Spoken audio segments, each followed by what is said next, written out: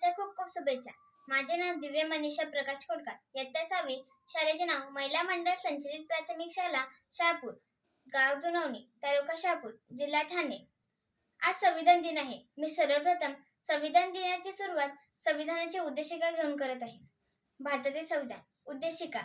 आम्ही भारताचे लोक, भारताचे एक सार्वभौम, समाजवादी, धर्मनिरपेक्ष, लोकशाही गणराज्य घडवण्याचा व त्यांच्या सर्व नागरिकास सामाजिक, आर्थिक व राजनैतिक न्याय, विचार, अभिव्यक्ती, विश्वास, श्रद्धा व उपासना यांची स्वतंत्र दर्जाची व संधीची समानता निश्चितपणे प्राप्त करून देण्याचा आणि त्या सर्वांमध्ये व्यक्तीची प्रतिष्ठा व राष्ट्राची एकता आणि एकात्मता यांचे आश्वासन देणारी बंधुता प्रवर्धित करण्याचा संकल्पपूर्वक निर्धार करून आमच्या संविधान सभेत आज दिनांक 26 नोव्हेंबर 1949 रोजी याद्वारे हे संविधान अंगीकृत आणि अधिनियमित करून स्वतः प्रत अर्पण करीत आहोत. जय हिंद.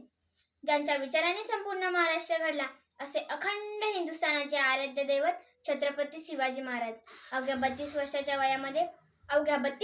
वयामध्ये निधड्या छातीने झुंज देणारे छत्रपती संभाजी महाराज, त्यांनी शिवरायांना घडवलं, वाढवलं आणि त्यांना स्वराज्य निर्माण करण्याची प्रेरणा दिली अशा राजमाता, राष्ट्रमाता, महासाहेब जिजाऊ आणि ज्यांनी लिहिलेल्या भारतीय संविधानावरती आजही संपूर्ण देशाची व्यवस्था चालते, जे भारतीय राज्यघटनेचे शिल्पकार डॉक्टर बाबासाहेब आंबेडकर अशा महामानवांना आणि ज्यांना ब्रिटिश संसदने लंडन येथे 27 ऑक्टोबर 1999 रोजी गुलामगिरी विरुद्ध पुरस्कार देऊन सन्मानित केले, असे माझे प्रेरणास्थान विवेक भाऊ पंडित व विदुलताई पंडित यांना वंदन करून मी माझ्या भाषणास सुरुवात करते.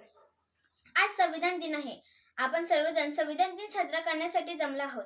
संविधान दिन हा प्रत्येक भारतीय नागरिकासाठी अभिमानाचा दिवस आहे. 15 ऑगस्ट 1947 रोजी आपला भारत देश स्वतंत्र झाला. तेव्हा आपल्याकडे स्वतःचे कोणते संविधान नव्हते. संविधानाशिवाय देश चालवता येत नाही, म्हणून संविधान सभेची स्थापना केली. पंडित जवाहरलाल नेहरू, डॉक्टर राजेंद्र प्रसाद, डॉक्टर बाबासाहेब आंबेडकर आणि सरदार वल्लभभाई पटेल हे या बैठकीचे प्रमुख सदस्य होते. तर डॉक्टर बाबासाहेब आंबेडकर हे राज्यघटनेच्या मसुदा समितीचे अध्यक्ष होते, म्हणून त्यांना भारतीय राज्यघटनेचे शिल्पकार असेही म्हटले जाते. राज्यघटना तयार करण्यासाठी 2 वर्षे, 11 महिने आणि 18 दिवस लागले. 26 नोव्हेंबर 1949 रोजी राज्यघटना अंमलात आणली. यानंतर 26 जानेवारी 1950 रोजी राज्यघटना लागू करण्यात आली. याच राज्यघटनेतील मी तुम्हाला काही मूलभूत हक्क सांगणार आहे. भारताचे संविधान. मूलभूत हक्क. भाग 3. 12. व्याख्या. राज्य या शब्दात भारताचे सरकार व संसद आणि राज्यांपैकी प्रत्येक राज्याचे शासन व विधानमंडळ, भारताच्या राज्यक्षेत्रातील अथवा भारत सरकारच्या नियंत्रणाखालील सर्व स्थानिक व अन्य प्राधिकरणे यांचा समावेश आहे. 14. कायद्यापुढे समानता. राज्य कोणत्याही व्यक्तीस भारताच्या राज्यक्षेत्रात कायद्यापुढे समानता अथवा कायद्याचे संरक्षण नाकारणार नाही. 15. धर्म, वंश, जात, लिंग किंवा जन्मस्थान या कारणावरून भेदभाव करण्यास मनाई. राज्य कोणत्याही नागरिकाला प्रतिकूल होईल अशा प्रकारे केवळ धर्म, वंश, जात, लिंग, जन्मस्थान या अथवा यांपैकी कोणत्याही कारणावरून भेदभाव करणार नाही. 16. सार्वजनिक सेवा योजनांच्या बाबीमध्ये सर्व नागरिकांस समान संधी. राज्याच्या नियंत्रणाखालील कोणत्याही पदावरील नियुक्ती या संबंधीच्या बाबीमध्ये सर्व नागरिकांस समान संधी असेल. 17. अस्पृश्यता नष्ट करणे. अस्पृश्यता नष्ट करण्यात आली आहे व तिचे कोणत्याही स्वरूपातील आचरण निश्चित करण्यात आले आहे. अस्पृश्यतेतून उद्भवणारी निसमर्थता लादणे हा कायद्यानुसार शिक्षापात्र गुन्हा असेल. 18. किताब नष्ट करणे. भारताच्या राज्यक्षेत्रात भारताचा कोणताही नागरिक कोणत्याही परक्या देशाकडून कोणताही किताब स्वीकारणार नाही.